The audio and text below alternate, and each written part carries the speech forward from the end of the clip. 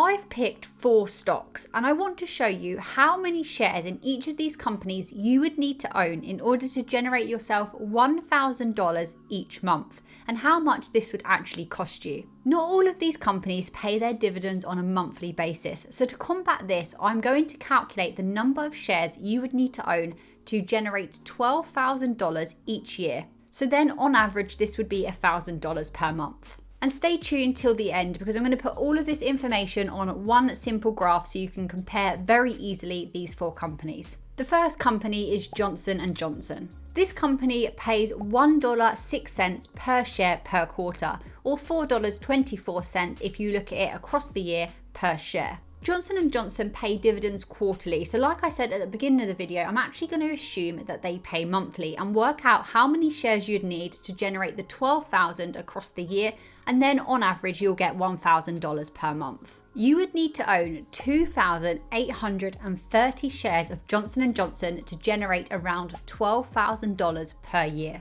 And Johnson & Johnson shares, as of right now, time of filming, sit at around $163 per share. This would mean you'd have to have $461,290 to be able to afford this. Remember, of course, there would also be some dividend tax, and if you're in the UK, there would also be withholding tax if you were to invest in US shares. But let's not overcomplicate this video with all of that. The next company I've picked is McDonald's. McDonald's pay $1.38 per quarter per share, which works out as $5.52 annually. So in order to make $12,000 across the year, you would actually need to own 2,174 shares in McDonald's. Currently, McDonald's shares cost about $250 each. So this means you would need to spend $543,500 in order to get McDonald's to pay you $1,000 each month in dividends. The next company is Realty Income Corp.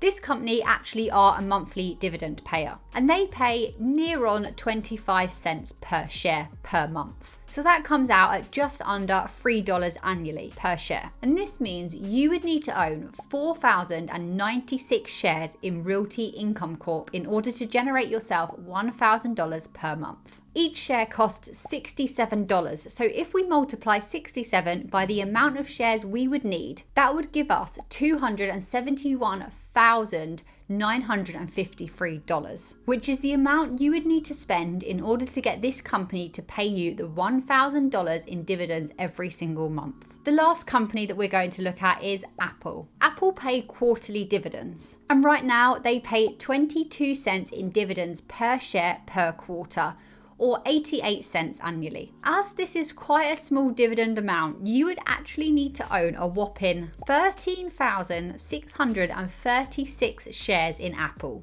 to generate that 1K per month. And as Apple shares currently cost $167 each right now, this would mean you would need to spend $2,277,272 that you would need to put into Apple to get this return. I'm not sure about you, but I don't have that kind of money just lying around. With dividend growth investing, you'll actually want to reinvest your dividends that you get rather than, cashing them out as we've spoken about in this video. But it's just an interesting topic to see how many shares you would need in a company to be able to generate a certain amount of income per month or annually.